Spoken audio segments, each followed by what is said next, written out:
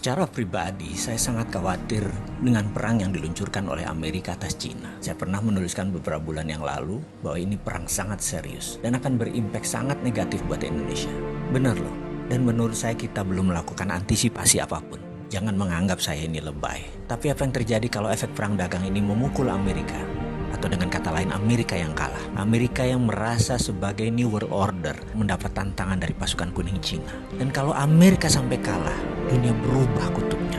Bergeser centrum of gravitatis kalau bahasa intelijennya. Dan kita bisa lihat apa yang terjadi jika nanti benar ramalan saya ini terjadi.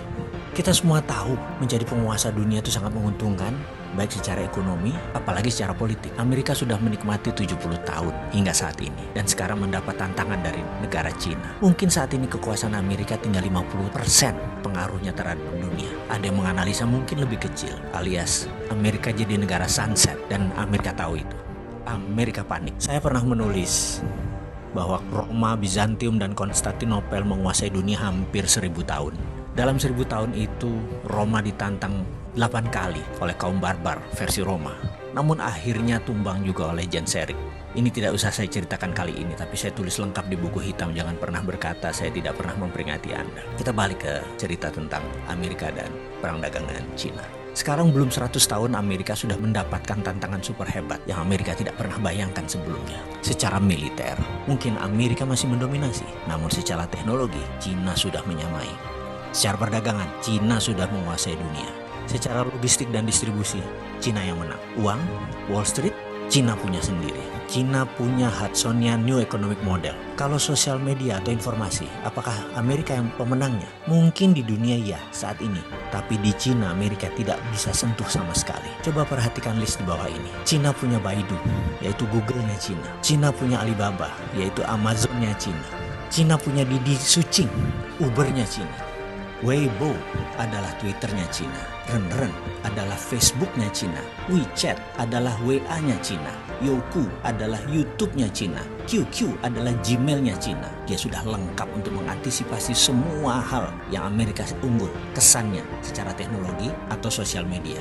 Bahkan ketika perang teknologi dilancarkan oleh Trump, setelah 5 kali serang Cina dengan tarif barang Cina dinaikkan 25%. Kemudian Trump melarang Android untuk dipakai Huawei. Apa yang terjadi? Ternyata Huawei sudah punya platform OS sendiri yang bernama Hongmeng OS, sehingga tidak terlalu berpengaruh. Amerika kecele berat di situ. Huawei chipnya ternyata 50% sudah buatan sendiri. Dan 5G tidak pakai platform ZTE yang Amerika punya. Di sisi bisnis, Huawei sudah dipakai sebagai platform operator telekomunikasi di 100 negara di dunia ini, yang membuat Huawei tetap beroperasi sebagai penyedia alat telekomunikasi dunia. Bayangkan, ketika 100 negara tersebut memakai 5G tahun depan ya, apa yang terjadi dengan Amerika? Amerika bisa hilang, Amerika bisa menjadi negara mediocre. Dan itu dimulai tahun depan, tahun 2020. Prediksi saya, yang mudah-mudahan kali ini salah, Amerika akan mengalami inflasi besar di tahun 2020.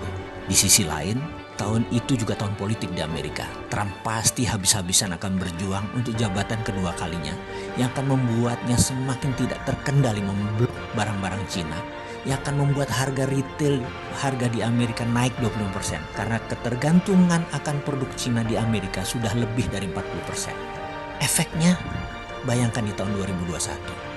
Dunia bisa kena resesi imbas resesinya Amerika. Dan ini bisa memicu sebuah kata bijak. The end of trade war is the beginning of military war. Berakhirnya perang dagang adalah saat dimulainya perang militer. Pertanyaan kita sekarang, Indonesia siapkah?